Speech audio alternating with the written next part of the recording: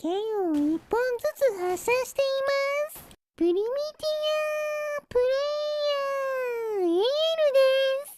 今回は浮遊剣を作ってみようと思います。複数の剣を浮かせていい感じに発射してみようと思うので、うまくできたらチャンネル登録してもらえると嬉しいです。それでは作っていきましょう。まずは発射するための剣作りです。こちらはどこを狙っているかがわかるようにレーザーサイトを内蔵していきます。こんな感じで2枚のセラミックスの刃の間を少し開けて間にレーザーを通すことで剣っぽい見た目と狙いやすいレーザーサイトを両立しました。こちらに火薬をつけて点火してみると、剣を発射してなかなかのダメージを与えてくれました。さらに、つばの部分を太陽電池に変更することで、常にレーザーを照射してくれるので、遠くの的も狙いやすくなります。それから、黒さんの非接触接合器を使って、火薬とタングステンを離して結合することで、タングステン側に電気を流すと、よし！すぐに火薬が爆発して飛んでいきました。ここから太陽電池と太陽光を防ぐためのゴムの板、トランジスタと水晶を組み合わせて弱いレーザーを当てるだけで発射できるようにします。こうやってレーザー銃を動かすと、よし、うまくいきました。これで剣1本分の仕組みはできたので、あとはこちらを放射状に組み合わせて複数発射できるようにしましょう。とりあえず8本つなげることができたので、こちらを地面に置いて細いレーザーを発射するレーザー銃を使って発射してみましょう。すると、おっと、すべての剣が同時に発射されています。これはこれで強そうですが、1本ずつ発射したいので改良していきましょう。火薬がむき出しのせいで誘爆していると思ったので、ゴムの棒で囲みましたが、効果がありませんでした。どうやら、剣を並べてくっつけたとき、太陽電池同士が離れて繋がったせいで、すべてに通電しているみたいです。なので、もう一度くっつけ直しましょう。この時、なるだけ隙間を空けて接着操作を行うことで、ゴムの板を挟んだ太陽電池同士が、繋がらないようにしました。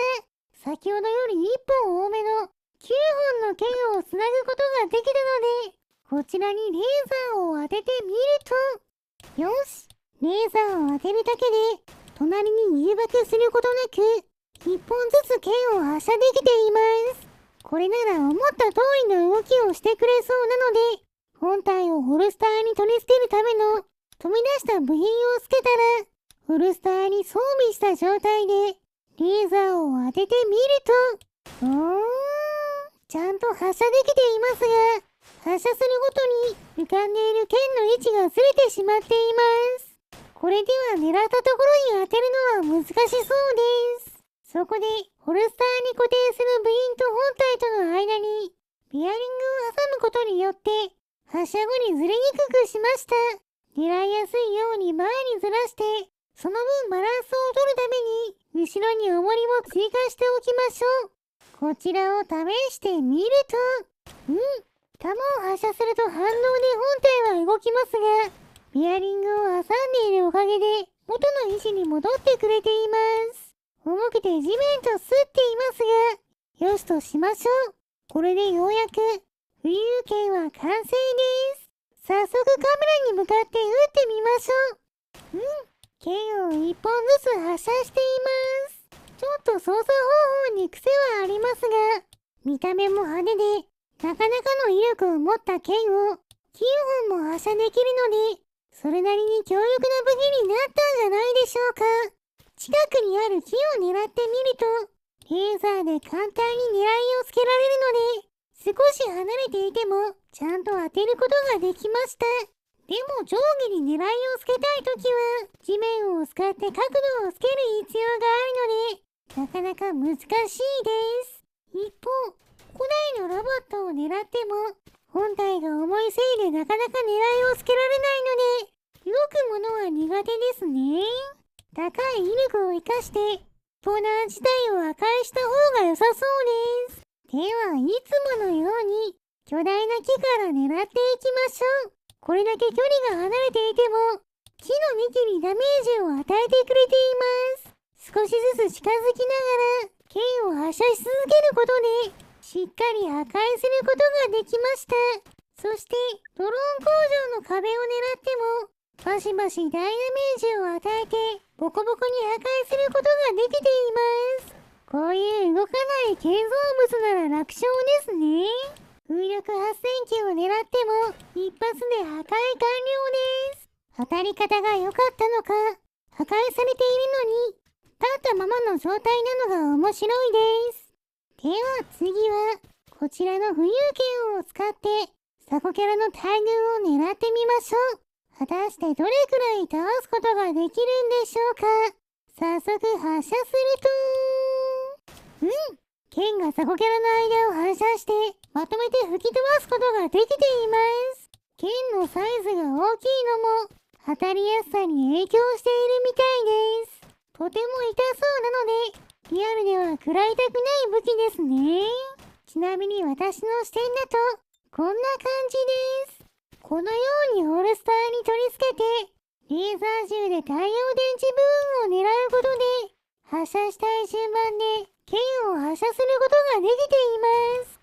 重くて引きずっているので、下の方の剣はスタンドとして使用するために、最後まで残しておいた方が良さそうです。それでは最後は、イエロースライムに効くように、金の刃を取り付けたら、おっと、太陽の向きによっては、勝手に爆発するみたいです。とりあえず狙いやすい剣に、素早く2枚取り付けたら、こちらの巨大スライムを狙って攻撃してみましょう。果たして倒すことはできるんでしょうか。いきますよ。発射ー。やったー。巨大スライムを倒しました。さすが高威力な浮遊剣。一発で仕留められました。それでは、この勝利を祝して、スライムを燃やしてしまいましょう。燃えるものを集めてきて、火をつけます。いい感じに燃えていますね。よし、スライムも美味しそうに焼けたので、食べてしまいましょう。もちろん、今回頑張ってくれた、浮遊剣さんにも、お裾分けしてあげます。はい、どうぞ。今回の動画はここまでです。面白かったと思ったら、チャンネル登録、高評価をしていただけると嬉しいです。リクエストなど、コメントもお待ちしていますね。それでは皆さん、